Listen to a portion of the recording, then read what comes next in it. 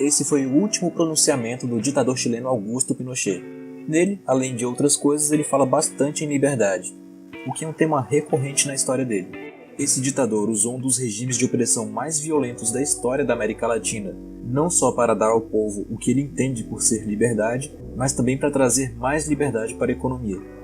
O modelo econômico neoliberal utilizado pelo ditador Augusto Pinochet é visto pelos liberais daqui como um exemplo irrefutável de caminho pelo qual o Brasil também deveria caminhar, uma vez que o Chile conseguiu bons resultados econômicos ao longo das últimas décadas. Para citar um exemplo, o Chile tem o melhor PIB per capita da América Latina.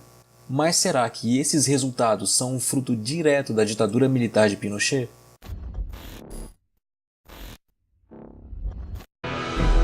Em 1973, o general Augusto Pinochet chegou ao poder no Chile após participar de um golpe militar que derrubou o presidente democraticamente eleito, Salvador Allende.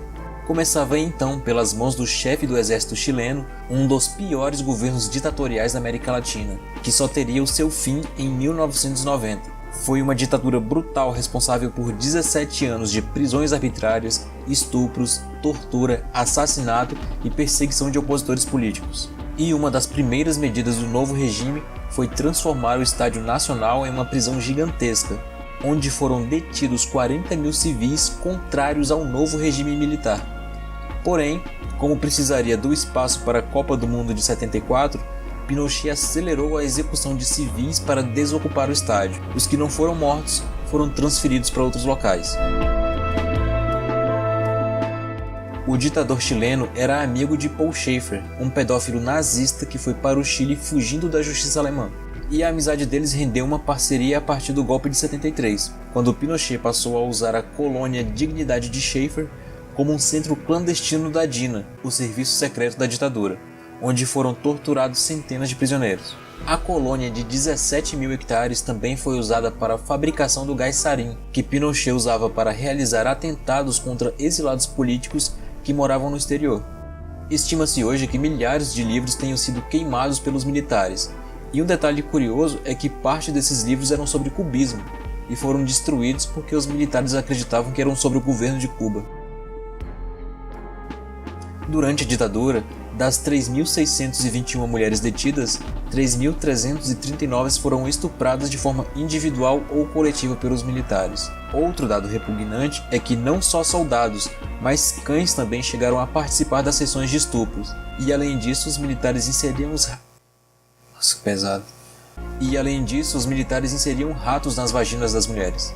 Estima-se que as vítimas da repressão política variam, mas podemos listar que entre 3.200 e 30 mil assassinatos por motivos políticos, entre 40 mil e 200 mil vítimas de tortura, centenas de milhares detidos sob suspeita de serem dissidentes políticos e 200 mil exilados por motivação política.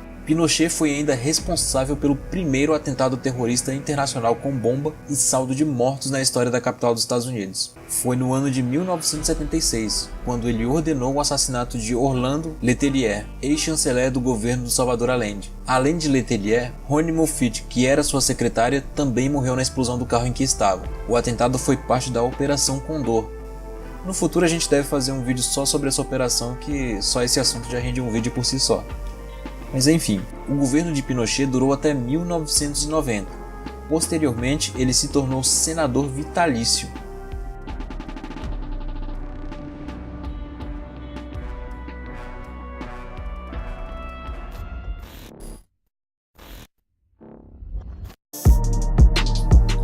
Enquanto a brutalidade tomava conta do país e direitos civis eram jogados no lixo, na economia Pinochet dava início a um processo que acabava com a ideia de bem-estar social e fazia do Chile uma espécie de laboratório, onde se implementaria um projeto econômico neoliberal que faria privatizações, abertura de mercado externo, reforma trabalhista e redução do gasto público e do papel do Estado.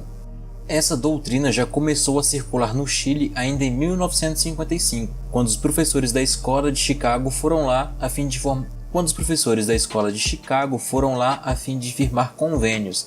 Além disso, a partir daquele ano seriam dadas bolsas de estudos subsidiadas pelo governo americano para alunos chilenos nos Estados Unidos.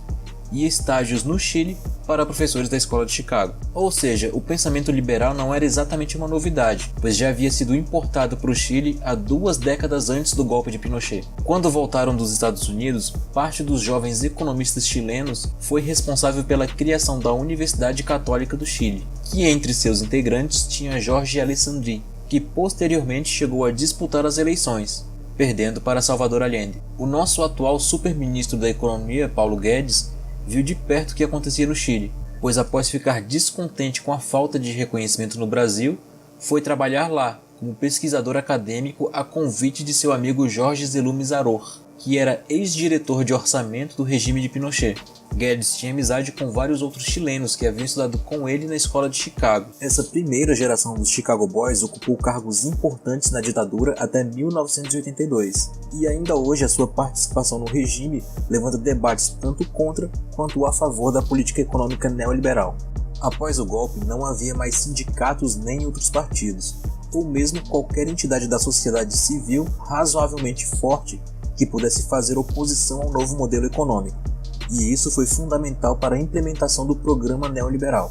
Uma ditadura era o ideal para ter como estabelecer as novas políticas econômicas, pois os governos totalitários são ideais para a implementação de políticas ultraliberais impopulares, uma vez que assim não há resistências diante as desigualdades sociais geradas por esse modelo econômico. A desigualdade de renda que foi gerada no Chile na época pode ser observada pelo índice Gini, que mede o avanço da desigualdade de renda individual no período de 1957 até 2007. Até mesmo nos índices relativos à renda média nacional por habitante, dá para se observar que o Chile tinha uma média um pouco maior que a América Latina, e esse indicativo diminui já quando Allende, ainda no poder, começa a receber sanções e restrições dos Estados Unidos, e esse índice só volta a melhorar após o fim da ditadura Pinochet. Tratando de pobreza extrema, a tendência anterior também se repete, mostrando uma melhora de índices após o fim do regime militar. Esses e outros estudos mostram que a afirmação de que foi a ditadura militar que proporcionou os bons índices de desenvolvimento que o Chile tem hoje parece não ter muito sentido.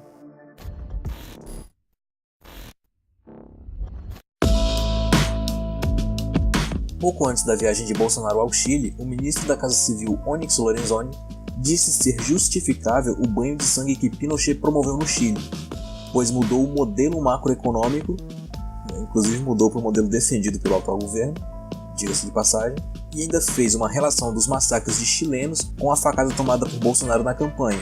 É muita dissimulação e burrice do nosso ministro, que ecoa até agora discursos eleitoreiros, pois entre a maioria dos próprios chilenos não há essa apologia que é feita por aqui por nossos governantes. Diversos pesquisadores e analistas ressaltam que o Chile voltou a crescer justamente com a redemocratização. Oscar Landerrecht, que é professor da Universidade do Chile e ex-presidente do Conselho da Estatal de Mineração CODEL, diz que faz pouco sentido atribuir a atual situação de estabilidade a Pinochet e que uma parte importante das medidas neoliberais implementadas no início dos anos 70 foram revertidas nos anos 80 pelo próprio governo militar. Um exemplo muito claro disso foi sua política de desregulamentação financeira e mudança nos tipos de câmbio. Ambas que favoreciam o capital financeiro, levaram o Chile a uma crise na década seguinte e acabaram revertidas. Ainda segundo ele, os governos democráticos têm aumentado constantemente o papel do Estado, particularmente nas áreas de infraestrutura, políticas sociais, proteção ao consumidor, saúde e educação.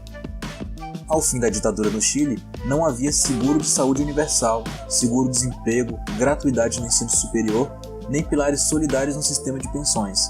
Todas essas coisas foram implementadas nas últimas 3 décadas, o que levou o Chile a alcançar um avanço em igualdade social em uma época em que a desigualdade cresce pelo mundo.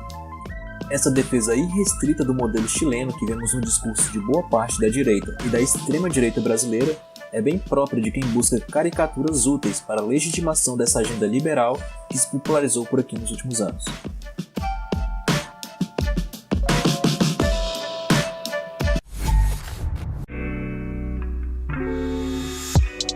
E é isso, pessoal. Muito obrigado a você que assistiu até aqui. Como esse tema do liberalismo econômico está bastante presente hoje em dia, a gente resolveu dar uma olhadinha e pesquisar um pouco sobre as raízes desse pensamento aqui na América Latina. É provável que a gente faça mais 1 ou 2 vídeos a respeito desse tema, mas por enquanto fica só a promessa. Um forte abraço e até mais.